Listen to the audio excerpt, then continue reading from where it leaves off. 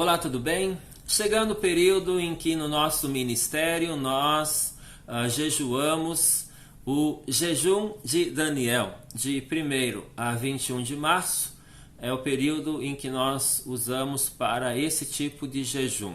Vamos falar sobre o jejum de Daniel no próximo vídeo, mas hoje eu falo sobre Daniel. Quem foi Daniel? Daniel foi um profeta e deu nome ao livro, o livro do profeta Daniel. Daniel, ele era um israelita e que foi levado junto no cativeiro babilônico. Naquele período, os grandes reinos, muitos dos grandes reinos, conquistavam uma terra, e para que essa terra não viesse a dar trabalho de rebeliões, para que eles não se reorganizassem como sociedade e fizessem um levante contra o governo, contra o reino, contra o rei, eles deixavam na terra as pessoas pobres, as pessoas que não tinham liderança, que não tinham articulação política de liderança, e eles levavam para o cativeiro pessoas influentes, líderes, a família real, levavam para o cativeiro pessoas assim, e deixavam um vassalo ali, isto é, um líder deles de confiança que pagava impostos, pagavam tributos e que mantivesse aquele povo submisso, subjugado. Então, Daniel foi levado junto ao cativeiro babilônico. Chegando lá, ele jovem, juntamente com seus amigos, outros 3 amigos, foram então treinados. E aí diz que a Bíblia que eles foram treinados na língua dos caldeus, e eles ganhavam uma ração diária, isto é, uma alimentação, segundo os especialistas da época, uma alimentação que lhes daria um bom físico, que lhes daria uma boa imagem, que lhes daria uma boa saúde. E esta alimentação era a mesma alimentação do palácio, era uma alimentação então com todas as coisas boas que tinha no palácio. Mas essa alimentação, antes de ser servida, ela era consagrada aos deuses deles, aos deuses, a Dagon, a Marduk, ou seja, o nome que eles usassem naquele período.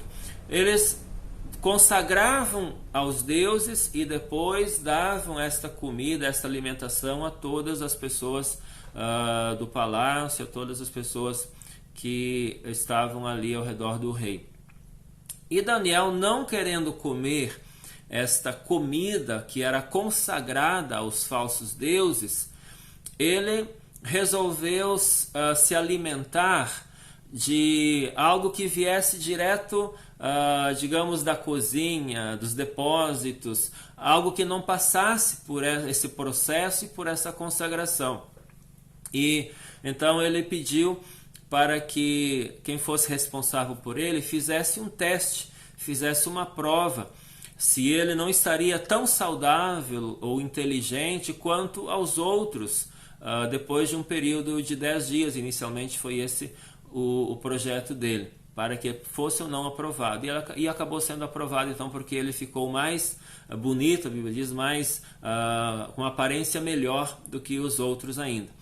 Então Daniel foi esse homem que passou a circular no palácio junto ao rei Nabucodonosor inicialmente, depois junto ao rei Ciro e a outros ainda. Mas uma coisa que foi a ascensão do profeta Daniel junto ao reino foi a interpretação de um sonho que Nabucodonosor teve. Nabucodonosor teve o sonho que ele viu uma grande estátua, uma estátua muito grande de um homem.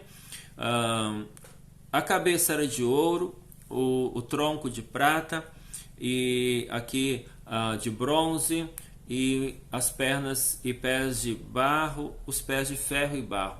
Então, basicamente em 5 etapas ele viu ali essa imagem sendo formada. Esta imagem, então, segundo a interpretação de Daniel, que Deus deu a Daniel, representavam os reinos subsequentes à Babilônia. E começando com a própria Babilônia sendo a cabeça, sendo a estátua, a cabeça de ouro na estátua. Então Daniel disse, olha, você é a cabeça de ouro, você é que é o líder das nações, não há alguém maior do que você na terra. Mas depois de ti vem outro reino, e aí representado por prata, que seriam os medos e persas. Depois vem com o rei Ciro. Depois ele diz que viria outro reino, e que daí é identificado na história como o rei Alexandre o Grande, né? O reino da Grécia, da Macedônia, da Grécia. E depois ainda viria um outro reino de ferro, que é indicado como sendo o Império Romano. E depois, na vinda de Jesus, o Messias ali, naquilo que nós chamamos hoje de ano zero, né, até o ano 30, nesse período então é interpretado que o reino de Roma, né, o reino do Império Romano, ele tem uma fragilidade. Ele é de ferro, mas também é de barro. E esta fragilidade justamente é pela vinda do Messias, é pela vinda do Salvador, que estabelece um outro reino, e que esse reino não terá fim, e que esse reino iria crescer, iria encher toda a terra. Então, depois do reino de ferro e de barro, Daniel diz que viria um outro reino com um rei, né, que esse reino jamais teria fim. E é justamente o rei Jesus. Aí vem a igreja, o reino de Deus, né, estabelecido na terra, como Jesus disse, venha o teu reino, seja feita a vontade assim na terra como no céu. Então hoje nós vivemos esse período do rei Jesus, em que ele começou a estabelecer seu reino. Quando ele veio, deixou para os discípulos continuar, nós estamos continuando até que ele volte. Nós estamos nesse período. Esse então é o Daniel. Daniel que teve então uma importância muito grande para o povo de Deus. Daniel também teve a interpretação das 70 semanas ou os 70 anos, né, que deveria durar a questão do cativeiro. Ele leu no livro, no rolo do Jeremias, né, do profeta Jeremias, de que 70 anos deveriam durar o cativeiro. E então estavam já fechando esses 70 anos num período, num determinado momento, e ele começou a orar e jejuar para que algo acontecesse, para que o céu se movesse, para o cumprimento daquela profecia de Jeremias, que 70 anos eles deveriam voltar do cativeiro babilônico para ocupar de novo Israel, reorganizar Israel, reedificar Israel, a cidade de Jerusalém, o templo e assim por diante. O que de fato acabou acontecendo. E falei das 70 semanas, Daniel também tem uma importância muito grande, porque ele é usado, né, para jogar uma luz para os últimos dias da humanidade na Terra. Apocalipse é baseado muito em Daniel e Ezequias, o Apocalipse de João, e retoma muitas temáticas de Daniel, e nós entendemos então que Daniel é um profeta também apocalíptico, que ele também vê cenas, coisas dos últimos dias, né? Algumas coisas relacionadas aos últimos dias, principalmente que o reino de Deus iria ser forte, né? E encher toda a terra. O reino de Deus é representado pela pedra que foi jogada nessa estátua sem ajuda de mãos humanas, isto é, foi do divino, né? Deus jogou essa pedra, e a Bíblia diz que a pedra era Cristo, e essa pedra então destruiu todos os reinos, e essa pedra veio a crescer e se tornar uma grande montanha e encheu toda a terra. E essa pedra é Cristo, que é a igreja, né? Que é o reino de Deus na terra. Daniel então é um profeta que teve uma grande relevância tanto entre os judeus quanto no cristianismo.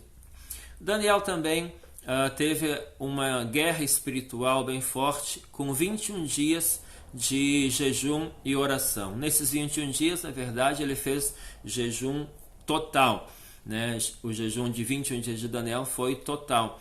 E ele teve uma guerra espiritual, em que anjos se moveram, tiveram guerras nos céus, né? O príncipe da Pérsia não deixava o anjo do Senhor descer para trazer a vitória a Daniel, mas Daniel no final venceu essa guerra espiritual e recebeu então a visita do anjo e recebeu as instruções. Esse é Daniel. Daniel, o profeta Daniel, o primeiro dos pequenos profetas, mas na verdade ele é um grande profeta, um homem fantástico, e que vamos estar falando sobre o livro de Daniel muitas vezes, porque tem uma importância muito grande. Aguarde então, se prepare para fazer o jejum de Daniel conosco. No próximo vídeo estarei explicando o que é jejum de Daniel e como nós praticamos, e vamos explicar também o que se pode ou não se deveria comer no jejum de Daniel. Shalom, shalom!